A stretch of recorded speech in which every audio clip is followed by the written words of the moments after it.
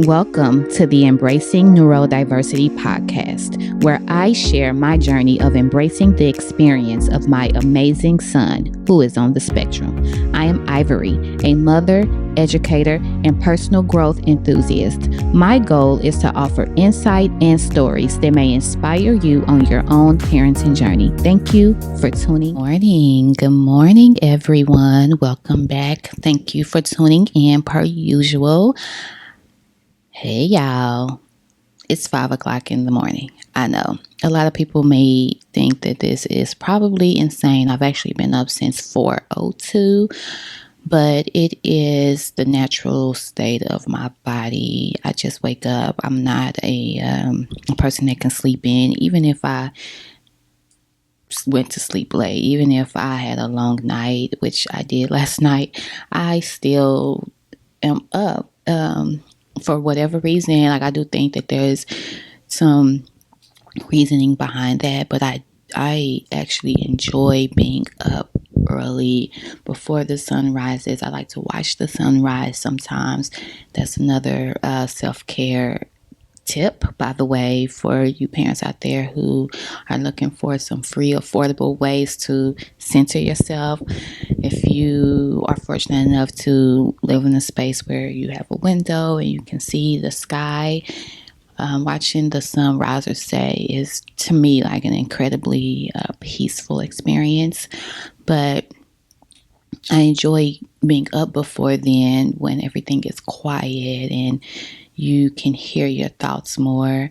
It's especially comforting for me as an autism mom and who has a son who is always making some sort of sound, and there's always some sort of background noise from, the moment he wakes up. He kind of revs up. It's like a roller coaster where he's getting warmed up. Sometimes he wakes up moody, sometimes he wakes up in a good mood, but either way, after 30 minutes of being up, he's singing, jumping, playing some sort of song in the background, requesting things, which on one end I am incredibly grateful for because my son is present. He engages with you when he wants to. And my lotus of my measurement and one of my indicators for how I determine if Khalil, my son, if he is okay in the world, is if he is laughing and playful 75% of the time.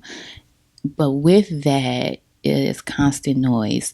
Also, keep in mind that school is out. Then he has summer camp for 5-6 weeks. That's done.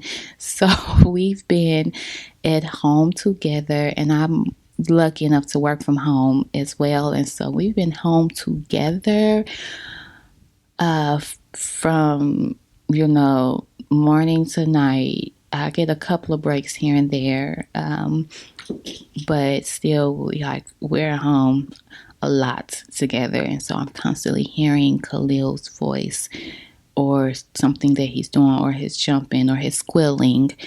And then a lot of moms out there, you can relate to this as an autism mom.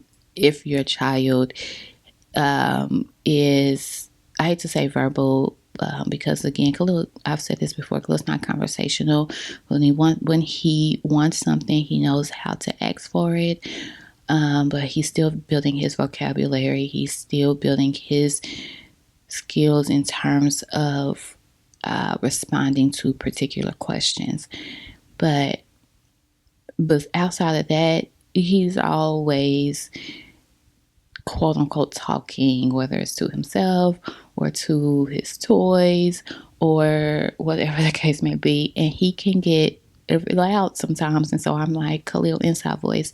And maybe too, I am someone who is sensitive to loud noises in general. I don't know what that's about. I'll unpack that later. But I say all that to say that mornings are literally my favorite time of the day. I love getting up early to have 2 hours to myself. Anybody who knows me knows that. I'll even get up or watch a movie or clean up something and then go lay back down at like 8 or 9 and sleep for a couple hours if it's the weekend. Like, I don't know what it is, but that's how I've always been, and it actually been incredibly productive for me. So here we are. But I am recording this podcast as an audio podcast this week, and quite honestly, for maybe the next couple of weeks, because I just finished a move, y'all, and I feel like feeling the effects of it.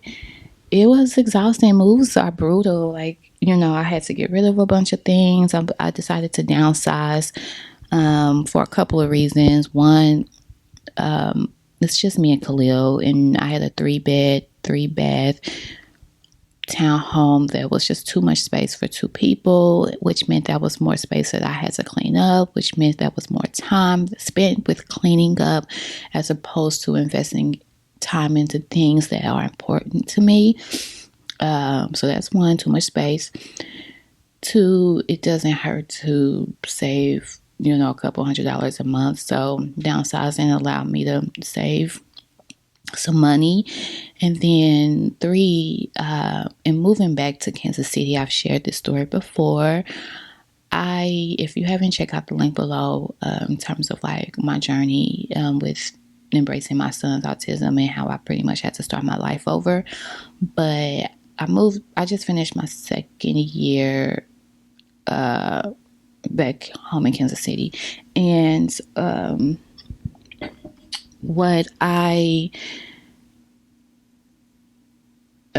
that was a big move also. And so moves are very emotional, right? Because you're thinking about the things you have to release and let go. You don't really know what to expect with the future.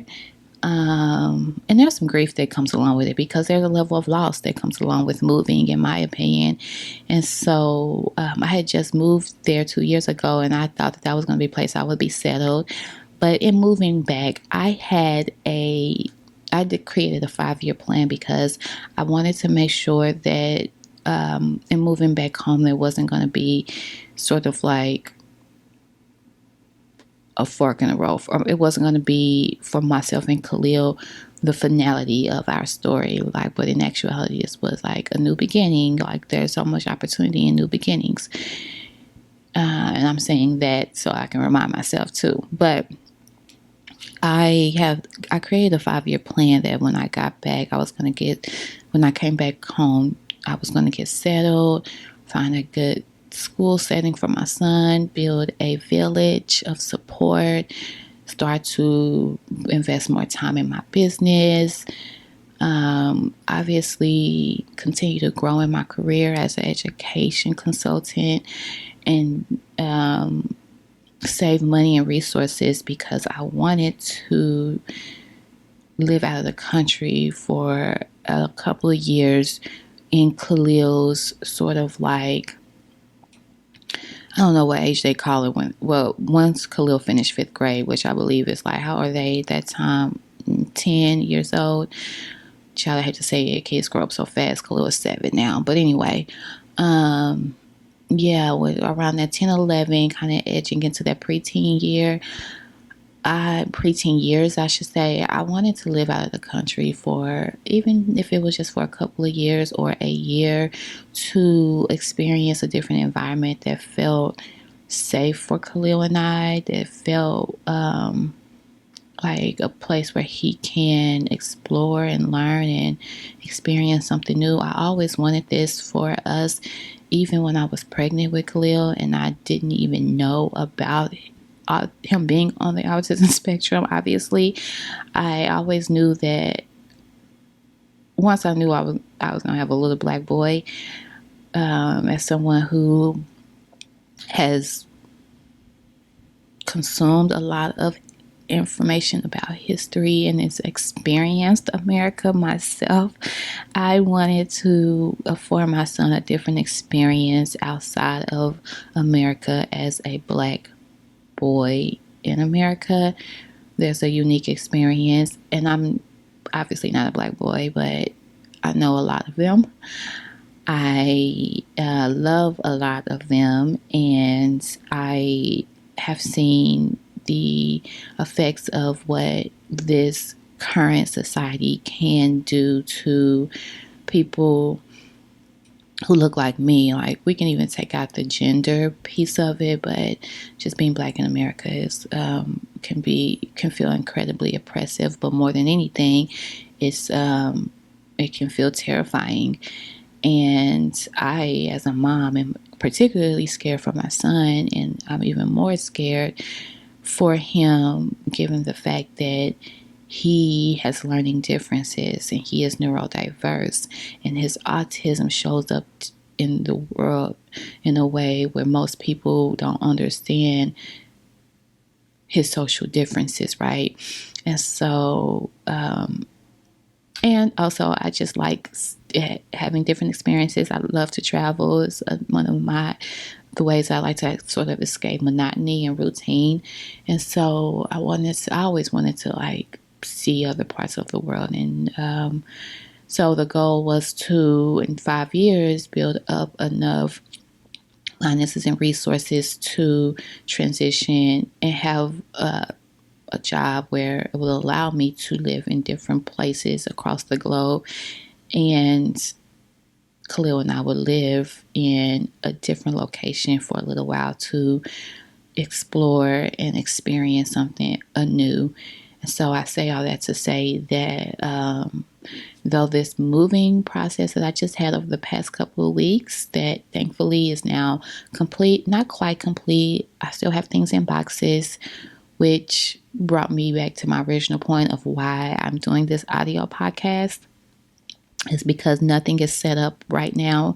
I'm taking my time just to be intentional about where I want things to go and the functionality of my place. But I cannot record a video right now with the setup that I normally have. So, in life, we must be open to being amenable, being flexible, and pivoting when necessary. So here we are at 5 o'clock in the morning recording our audio podcast. So yeah, that was a long story to get to that point, but I wanted to share those things with you all too, because I feel it's important to give y'all some life updates so that I'm real, I'm human. I'm a mama too. I'm a single mama of a child on the autism spectrum, and life's in a real way. But the difference between those of us who allow life to eat us up and those of us who takes it by the reins is the bravery of it all. I kept coming across this theme. I had a friend say it a couple of times, and then I think I read it, which is always, every time I get those multiple messages, I know that it's something I need to be reminded of. And I've heard this before in the past, but it in every season of your life, certain things you hear and experience it differently. And so for me, what I am now reflecting and meditating and affirming and allowing to stand firm on and standing firm on is that fortune favors the brave. And I'm not always talking about finances or anything of monetary value when I say fortune, although that's great too. Let me be clear that is awesome. And I accept and receive all of that all the time. But fortune is also the things that are free and we have access to in the now, right? It is our ability to love on ourselves and love others, to give, to receive, to be patient with ourselves, to be patient with our children, to laugh often. Those are the things that are fortunate, or fortunes too. So yeah, pool. A couple of days ago, we live in a complex where there's a community pool, which I got intentionally because I knew that my son loves water, loves swimming, like a lot of our kids on the spectrum, right? And so we're pretty much there every other day. And when we were at the pool the other day, Khalil like jumped in the pool really like exuberantly and kind of splashed someone that was near accidentally. And usually when he does that, most people are incredibly gracious and I'll apologize or I'll and I'll remind Khalil to be mindful of his space, right? Which he is actually really good at. But when it comes to pool and water, he's going to do what feels right to his soul, which I afford him that. But he actually splashed some water on someone, and I noticed that they had got visibly irritated, even though, like, of course, I went through my whole, like, I'm sorry, Khalil, get over here. And then, honestly, I keep it moving after that because this is a separate podcast. I do want to make note of this, though. One of the things I've been challenging myself and pushing myself to stop doing is apologizing for Khalil in public spaces. Like when he's, splashing on people, not on purpose, but accidentally, or jumping on furniture when we go visit, family or friends. Like these are things that are like socially unacceptable. And I don't necessarily get embarrassed, but I get overwhelmed by how someone else is going to feel about it. So I apologize. And I was at an event recently and someone told me like to stop apologizing. And that was a reminder that like, yes, I need to stop apologizing. But it's sort of a catch-22 because I'm not apologizing for Khalil. I'm apologizing for how this is making you feel as someone who is experiencing maybe water being splashed on you, or the only thing, honestly, that keeps coming up is my son, he loves to jump on couches. But anyway, going back to my original point, this person was visibly like irritated by it. And, again, I did a quick apology. I redirected Khalil and I kept it moving. I do my best not to like ruminate on what is this person thinking, or why are they irritated, or I'm like, okay, they're frustrated, damn, that sucks, and I got to keep it moving. Like I'm not gonna take on, especially after like I've apologized, I'm not gonna take on like any other further emotion. I really do my best not to do that because it's important for me, and I want other parents to embrace this too, that when Khalil and I are out in the world, in community, that my head is held high, his is held high too. Like I'm not walking around in shame about nothing. So when things happen that are a bit uncouth or socially out of the norm, we fix, we redirect, and we keep it moving with our head held high. And that's just that on that.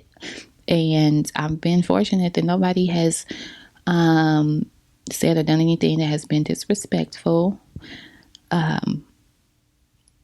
Child, sometimes I'll be waiting for the moment so I can check you, but it never happens. Thank God. We don't want that to happen. We want to have good energy in the world, but I'll be ready though. So that's outside of that,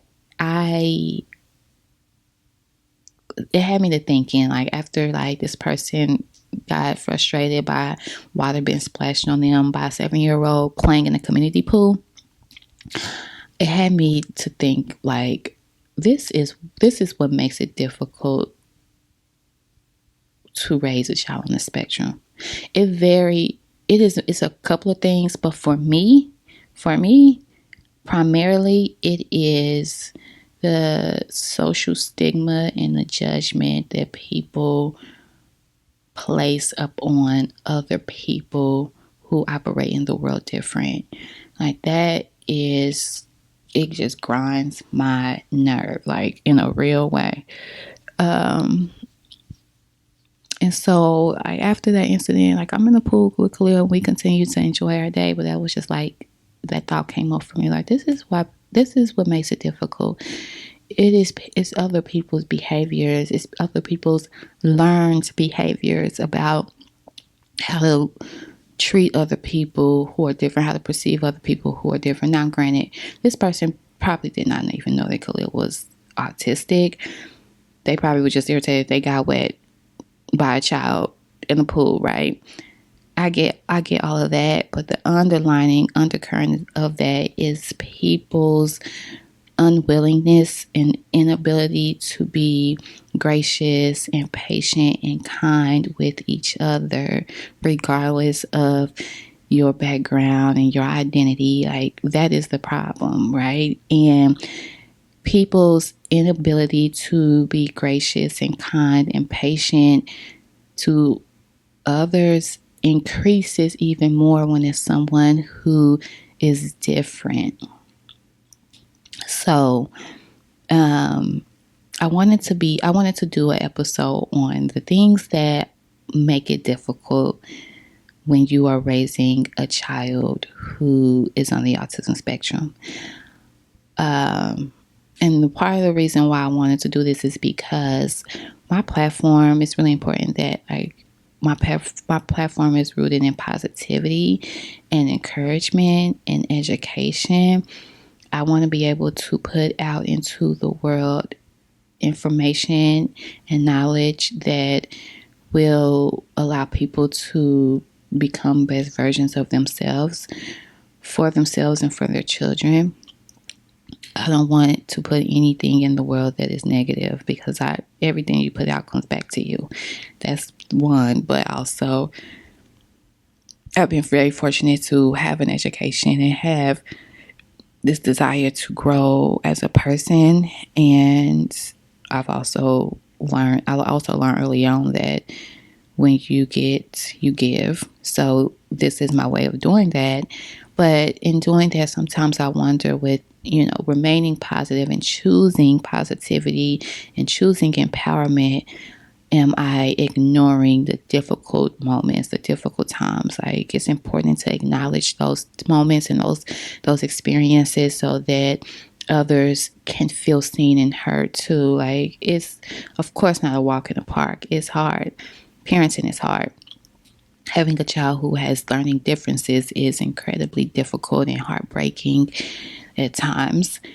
And I want to acknowledge that for my audience and for those who are not parents of children who are neurodiverse. Like, I want to acknowledge that as a real experience. And so I decided to go about sort of brainstorming, like, what are the things that make this experience difficult, right? I want to make it clear for people. I want them to understand that we're not just saying it's difficult because it's difficult, or we're not saying we're tired because it sounds good, or we're stressed because it feels fun to say, or we're not saying that we feel overwhelmed or scared because it's something in our minds. Like, no, there are real experiences that,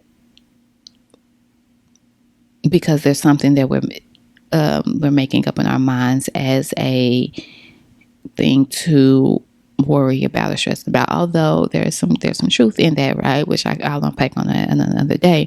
But there are some real lived experiences that we encounter on a day-to-day. Some small, some large. That if you're not incorporating your own self-care and personal development, it could break you, right? And so this is why I do this work, because I want to remind some parents out there that yes, this is hard and you can do it. I also want to acknowledge the things that are hard and difficult, because for those who are not autism parents, whether you are a family who is supportive and loving of a parent who's raising a child on the spectrum, or whether you are an educator who is teaching a child on the spectrum, or whether you are an organization who provides resources and support for families raising children who are neurodiverse, it's important for you to hear these things too. I wrote down my own, just based on my own lived experience, but of course I did my research to affirm what I already know to be true. And so as I go through this list, I am going to talk about it from the standpoint of the things that I've experienced, but also some research-based information as well. So with that, here are the 10 things that are difficult for parents of children who are on the autism spectrum. Number 1, I've spoken about this before, communication difficulties. One of the primary ways that my son's autism shows up is through his speech delay. He's not always going to respond to you when you ask him questions, depending on what the question is. Like if it is something about wanting candy, he's going to immediately respond. But if it is, how was your day? He's not going to respond. And part of that is because he has not yet gotten to the point where he's able to answer like how questions or why questions. He can answer a lot of what questions depending on what it is, but the communication difficulties, communication barriers is one of the things that is most difficult for parents of autistic children to face, for obvious reasons, right? Like we want to be able to know that our children are okay and that they can communicate to us what their needs and wants are.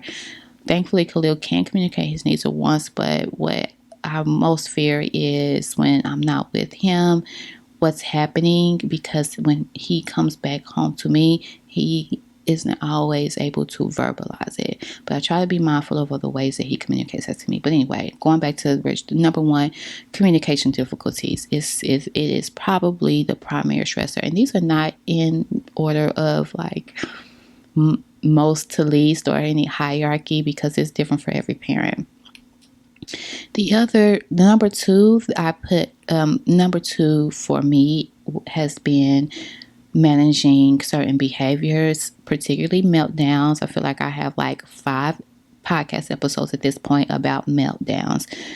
They are heartbreaking to watch for a multitude of reasons, not always knowing where exactly to pinpoint where they're coming from. But in some ways, they can be incredibly extreme, in which your child is harming themselves or others. Khalil primarily cries extremely loud. And of course, it's heartbreaking. So managing those behaviors, managing some of his repetitive behaviors, like it's not, I don't have official diagnosis of it, but he has a little bit of OCD, obsessive compulsive behavior, where like he likes to do the same things over and over and over. I do understand that those things help with regulating, and so I acquiesce, I allow it to be, but sometimes those things can overwhelm him, and it results in a meltdown. So just having to manage that, right? Number 3 is educational and social integration. So when I say that, what I more so mean is how the education system, if you choose to put your child in an education system, which most of the parents do because they have to work or they don't have the knowledge and skills to educate their child on their own. And so the fear is like, this system, this education, and I call it a system intentionally because it is for multiple reasons, which I'm happy to talk about in another podcast. But is this school setting going to provide the appropriate education and resources for my child that meets their need? To me, as an educator who's worked in school, has worked with hundreds of kids, who's seen thousands of kids come in and out of school systems, one of the most heartbreaking things that I've seen and that I hope one day dissipates is watching a child go through an entire day not having learned one thing, and they are just there. They are just going through the motions. It's the worst. And that happens more. You would be surprised how many children go through an entire school day not having learned anything, not having engaged in high quality education, in interactive education, in hands-on learning. And It happens to the most vulnerable of our children who come from low income communities, our children who come from low resource, low funded schools, and our children who have learning differences, right? And when you are a parent of an autistic child, you are scared as heck about what you're sending your child into. And if you don't have the lens and the tools and the resources to be able to see and ask and understand what is necessary or what is required for your child, then your chances are increased that your child will slip through the cracks. So that's incredibly terrifying for me. And so I try to be observant and collaborative with the school that I send my son to. And as of today, he loves school still. And so we are on a good track. So far, things have been going great, but it's always a constant fear. And the social integration piece that I mentioned earlier, I wrote a children's book about it, like this idea that when you take your child out to public spaces, parks, pools, kid-friendly activities, you want them to engage with other kids their age. You want them to engage with other peers. But especially if they have some sort of speech delay, it's difficult for them to. And children are incredibly kind and for the most part, and they try to be understanding, but it's still heart-wrenching to see at times. This educational and social integration piece, number 3, is incredibly terrifying for parents. Number 4, the financial strain. It's real. Therapies cost. Even if you have the best insurance, you still have to pay the out-of-pocket pay before the deductible is paid off. There are other special programs, like I've signed Khalil for swim lessons and basketball lesson. Was it basketball? I don't even know. Child, I've done so many things. I've tried so many things, but any extracurricular activity costs, obviously the normal things that kids do pay for with your children, you have to pay for your child costs. Food is a thing because Khalil, my son, and a lot of children on the spectrum are incredibly picky, that there are only a handful of things that he wants to eat, but I like to give him options, and I want to continue to push him to try new things, buy different things that he does not eat, and it is wasted. So of course that's financial strain. I can go on about that, but this is a particularly difficult if you have a one income home, meaning that perhaps you are a parent who is only financially dependent upon yourself to take care of your child, like myself. It becomes incredibly burdensome. So that's number 4. The financial strain is real. The stress and the impact that it has on your mental health, if you are not incorporating your self-care and personal development methods, this will take you down, because your child is your heart. So you want to see them do well in the world. And so if you allow the messages around you to get the best of you, it's going to be difficult for you to invest in your child. And so managing your stress and mental health. But number 5, that stress and mental health is real, that the constant care that's required for your child, that can lead to a high level of stress and burnout. I have to remind myself all the time, like, you can go sit down. Like, you don't have to do everything today. Like, it's okay. That's real. That's real. So it does take an emotional, and it also takes an emotional toll on you seeing your child struggle in certain areas. It requires a mind shift. It requires to change your perspective of how you are seeing your experiences, right?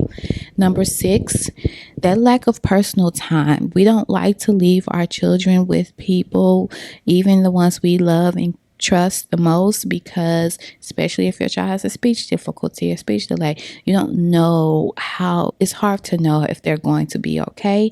That's one, but also everyone doesn't have the skill set to care for your child in the way that you do.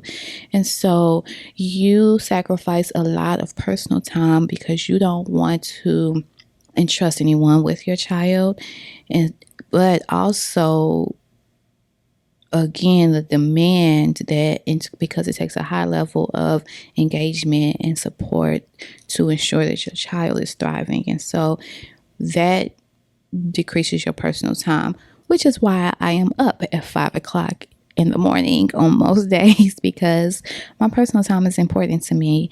But the demand of this parenting life, especially for a child on the autism spectrum, the responsibilities that it requires, it leaves minimal time for self-care and social activities.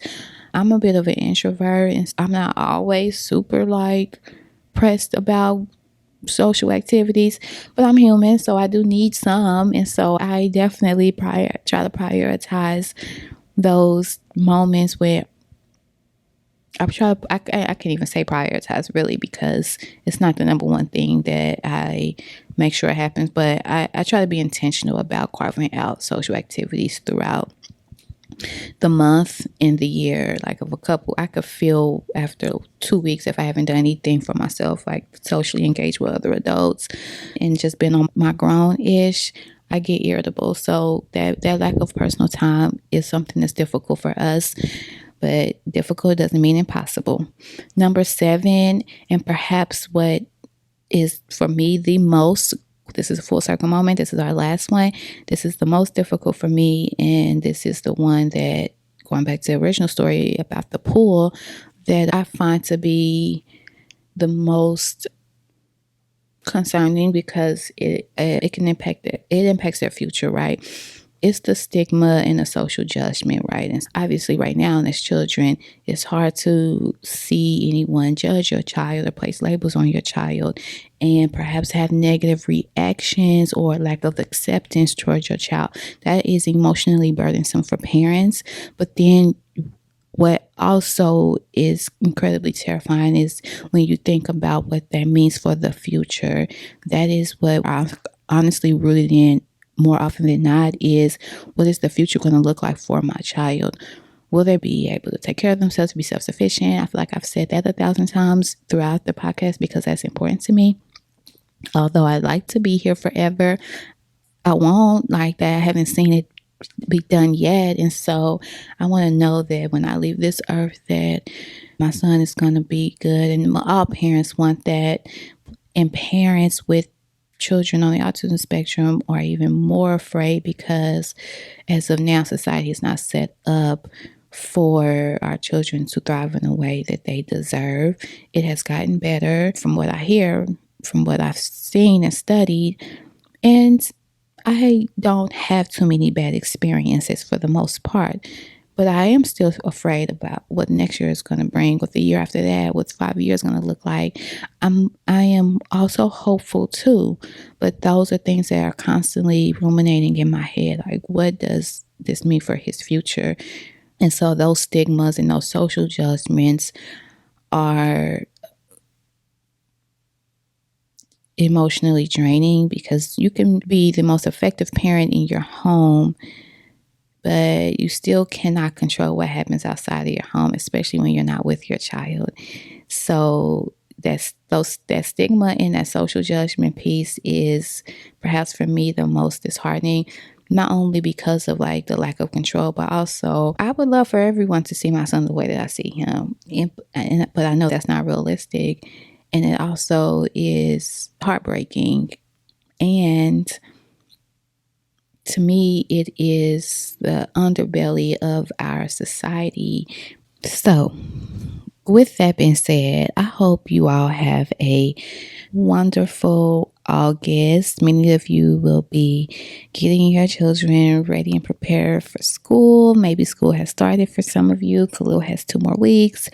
I'm going to actually record a podcast about how to prepare for the start of the school year soon. But until next time, of course, you already know, please take care of yourself.